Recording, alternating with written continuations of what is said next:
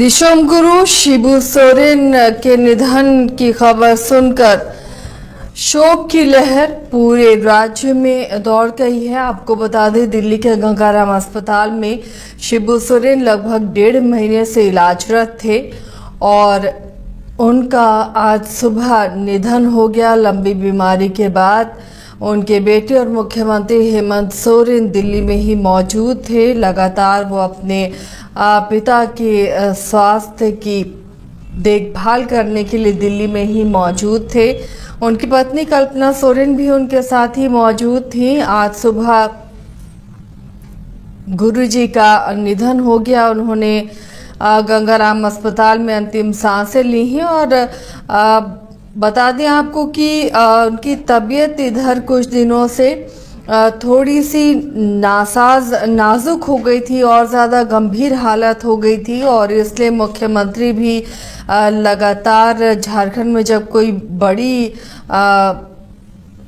खबर होती थी या फिर जब उन्हें किसी मीटिंग में होना होता था तब वो पहुंचते थे और फिर वापस दिल्ली चले जाते थे। लगातार उनका दिल्ली आना जाना लगा हुआ था पिता के स्वास्थ्य के लिए। इस बीच निधन की खबर सुनकर तमाम राजनीतिक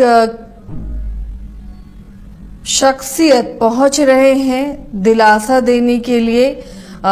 हेमंत सोरेन से मिलने के लिए प्रधानमंत्री नरेंद्र मोदी भी पहुंचे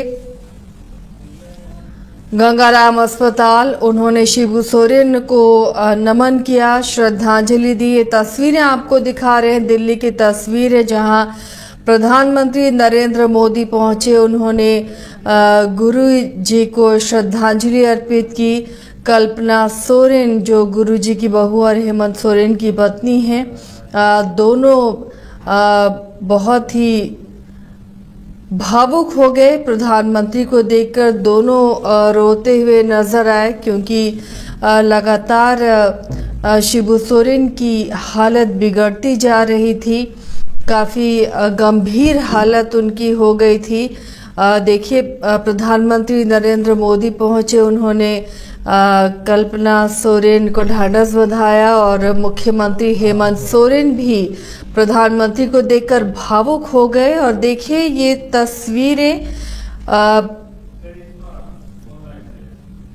बहुत कुछ बयां करती हैं कि आपके राजनीतिक विचार भले ही अलग रहे हों, लेकिन जब ऐसी दुख की घड़ी आती है तो आप सभी एकजुट हैं, एक साथ हैं।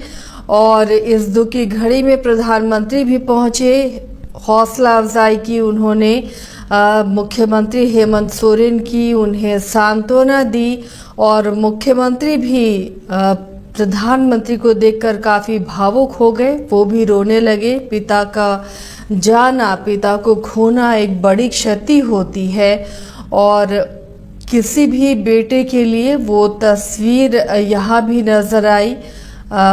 किस तरह मुख्यमंत्री भी भावुक हो गए, प्रधानमंत्री से मिलकर वो गले मिलकर रोने लगे।